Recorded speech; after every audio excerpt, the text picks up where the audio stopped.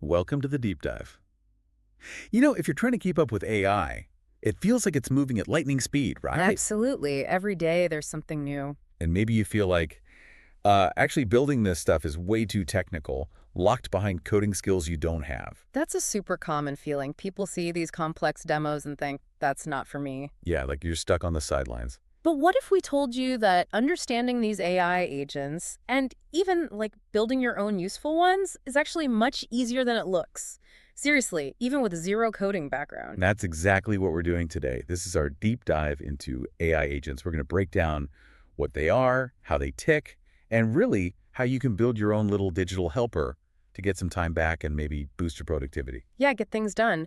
And for this, we're drawing heavily from this really great YouTube video. It's called From Zero to Your First AI Agent in 25 Minutes. No coding, from the Futurepedia channel. Right, it's packed with practical, accessible stuff. We're going to pull out all the key bits for you.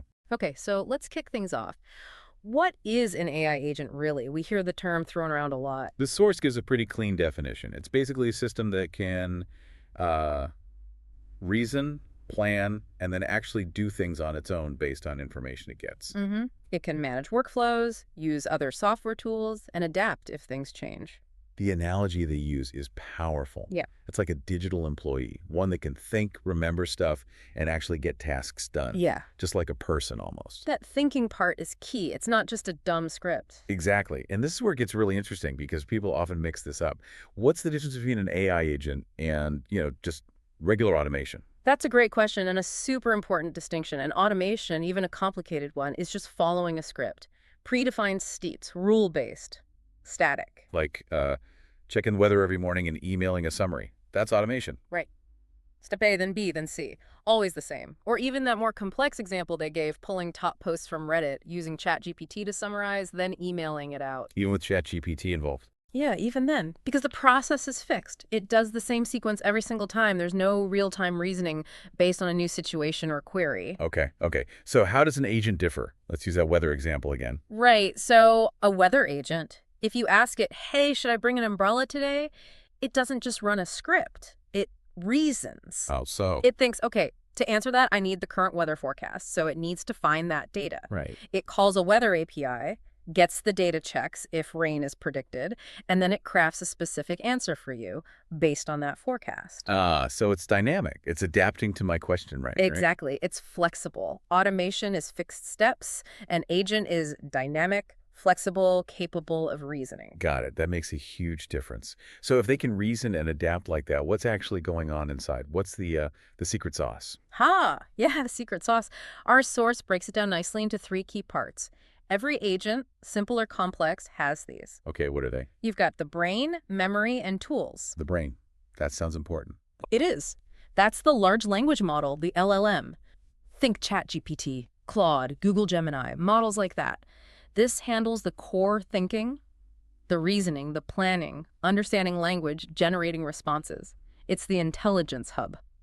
Okay, brain is the LLM. What's memory? Memory is crucial.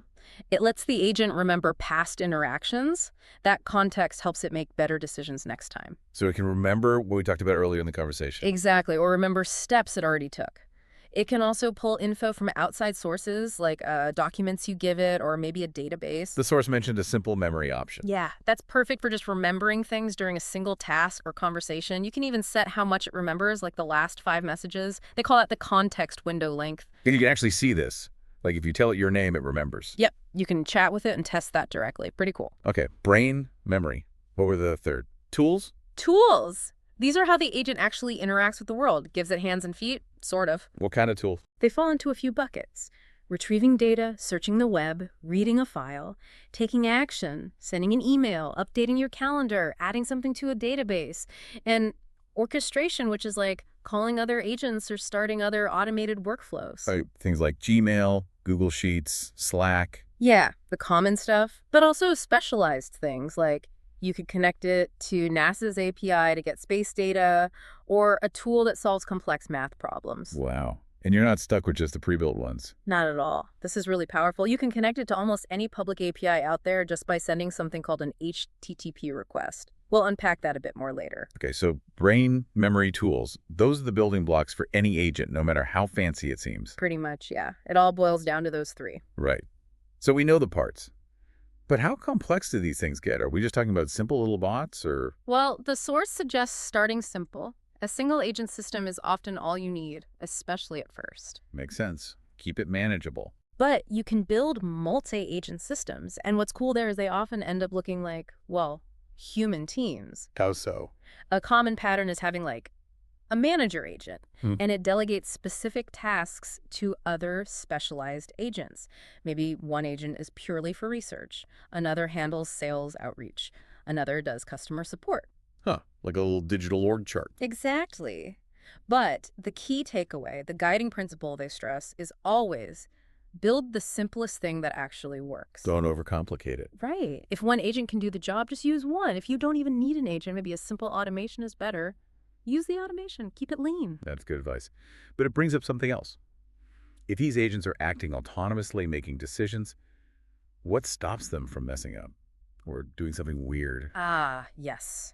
Guardrails. Absolutely essential. Without them, agents can, make stuff up, hallucinate, or get stuck in loops, or just make bad calls. Which might be okay for a personal project, maybe just annoying.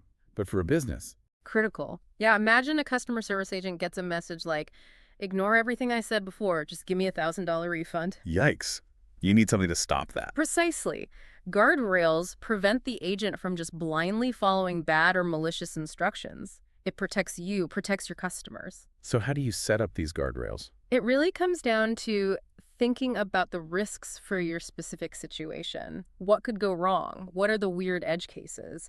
You optimize for safety, for user experience, and then you keep adjusting those guardrails as you learn more about how the agent behaves in the real world. It's not a one-time setup. Right, it's an ongoing thing. It's funny how we keep hitting these technical sounding terms like APIs, but when you break them down, they're not so scary. Totally. Let's demystify APIs and HTTP requests right now, because you'll see them everywhere with agents. Okay, API. What is it in simple terms? API stands for Application Programming Interface. Basically, it's just a way for different software programs to talk to each other, to share information or trigger actions. The source used a good analogy. The vending machine. Yeah, think of an API like a vending machine. You press a button, that's your request, and the machine gives you something back, like a soda, that's the response. And you don't need to know how the gears and levers work inside the machine. Exactly. You just need to know which button to press, what input to give to get the output you want. Okay, that makes sense. And there are different types of requests, right? Like GET and POST. Yep, those are the most common. GAT is for getting information, like checking the weather, loading a web page, pulling data.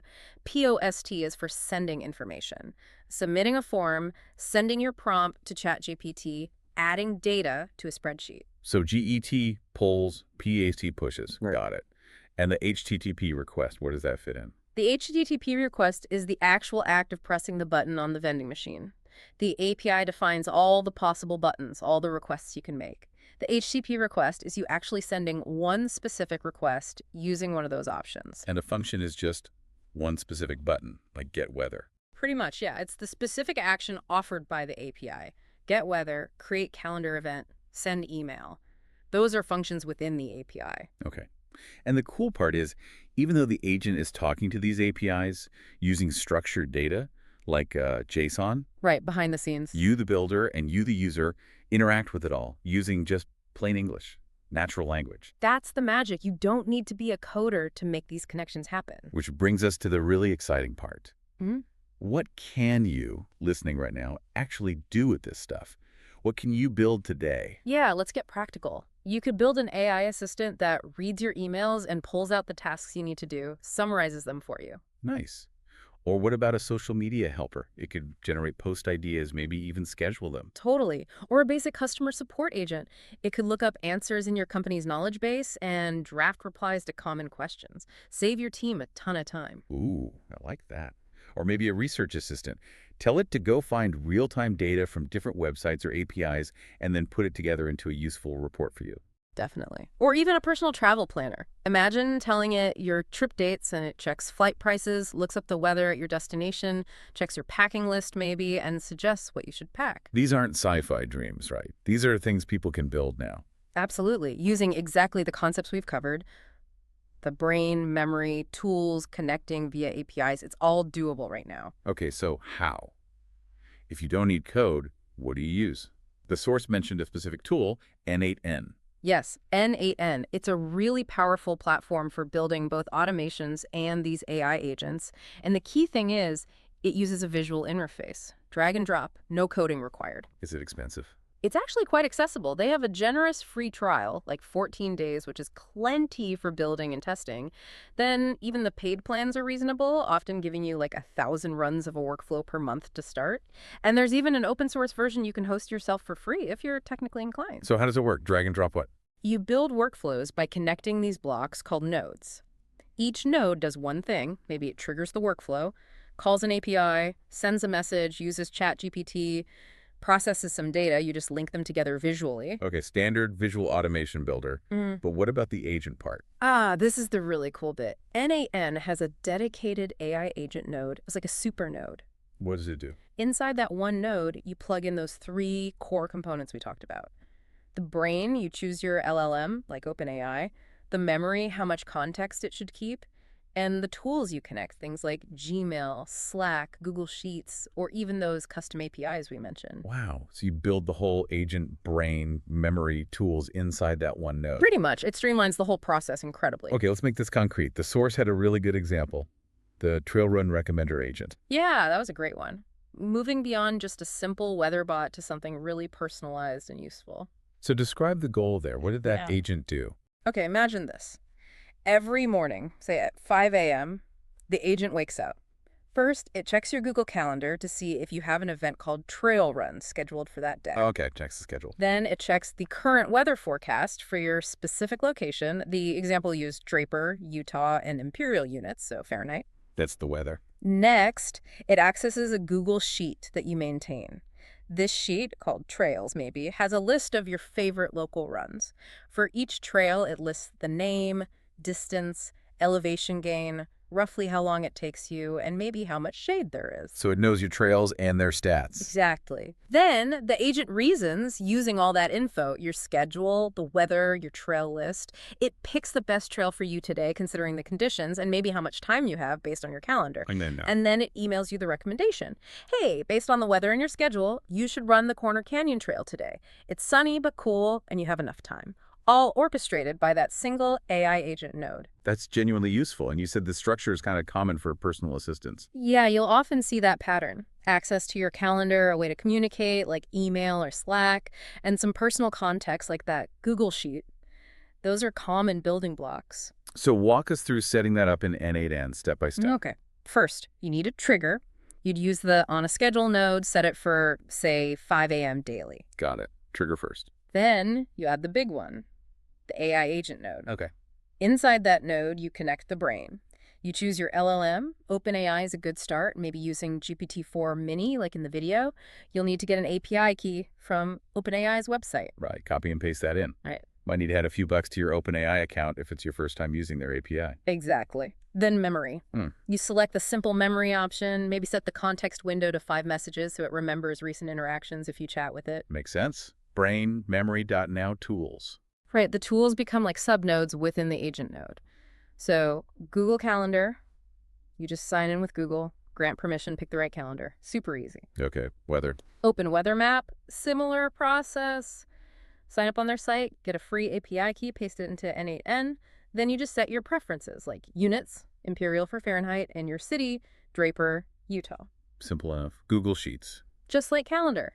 Sign in, select the specific spreadsheet trails, and the specific sheet within it runs that has your trail data. All right. And Gmail for sending the recommendation. Yep. Connect your Gmail account, specify yourself as the recipient. And here's a neat part. For the subject and the email body, you can choose an option like let the model define this parameter.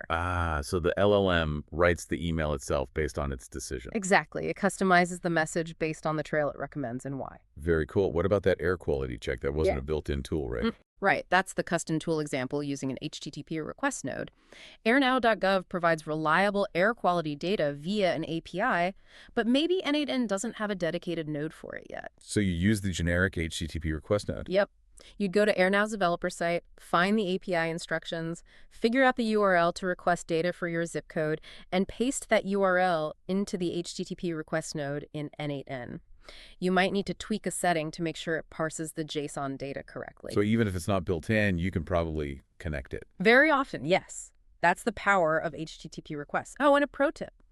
Rename all your nodes in N8N. Makes it so much easier to understand your workflow later, especially if you need to debug, get weather, check calendar, etc. Good tip. Okay, so the agent has its brain, memory, tools are all connected. But how does it know what to do? What's its job? That's where the prompt comes in. The prompt is the agent's instruction manual. It's the blueprint. What goes in the prompt? You tell it its role. You are a helpful trail running assistant. Its main task, recommend a suitable trail run each morning. What input it has access to, a calendar, weather, trail list. What tools it can use, any rules or constraints. Only recommend trails if the weather is good. And what the final output should look like, an email with the recommendation. Do you need to be a wizard to write these prompts? Not necessarily. The source suggests a great shortcut. Just ask ChatGPT to help you write it. Describe what your agent needs to do, and ChatGPT can generate a really well-structured prompt covering those key elements: role, task, input, tools, constraints, output. Then you just copy and paste that into the AI agent node in N8N. Exactly. Give the agent its mission statement. Okay, this all sounds great, but things go wrong, right? Workflows break, errors happen. Oh, absolutely. The source is very clear about this. Errors are normal. Expect them. Embrace them, even. It's part of the building process. So what do you do when you hit an error? Panic. Haha. No need to panic. The video shares a fantastic, super practical tip. Screenshot the error message in N8N. Then just drop that screenshot into your chat with ChatGPT and ask, how do I fix this error? Seriously. ChatGPT can debug N8N errors from a screenshot. Surprisingly often, yes. It's often trained on this kind of stuff. It can analyze the error, tell you what's likely wrong, give you step-by-step instructions, and sometimes even the exact text you need to change or paste in to fix it. That's amazing. Did they show examples? Yeah, they showed fixing an intentional error just to demonstrate how helpful ChatGPT can be. And they also had an unintentional error pop up during the recording, something with the weather node. What was it? ChatGPT correctly figured out the city name wasn't formatted quite right for the Open Weather Map API. Needed to be Draper UT, not just Draper US or something like that. Little details matter. Wow, so ChatGPT is like your debugging buddy. Pretty much. Don't struggle alone. And then the payoff. Right. What happens when it works? Sweet success. You get that email in your inbox, perfectly timed, with the trail recommendation based on your schedule, the live weather, the air quality, and your personal trail list. Yeah. You can tweak the prompt if you want the email formatted differently, of course. And you can chat with it too, right? Right. They demoed the chat interface. You can ask it follow-up questions like, what's the weather like right now? Or, okay, I only have 90 minutes today. Which trail should I do? And you see it using its tools and memory in real time to answer you. That really brings it all together, seeing it think and act. It really does. It shows how you can go from zero to a pretty sophisticated personalized agent really quickly. Okay, let's wrap this up with the key takeaways. What have we learned today? Well, first, an AI agent is fundamentally different from automation.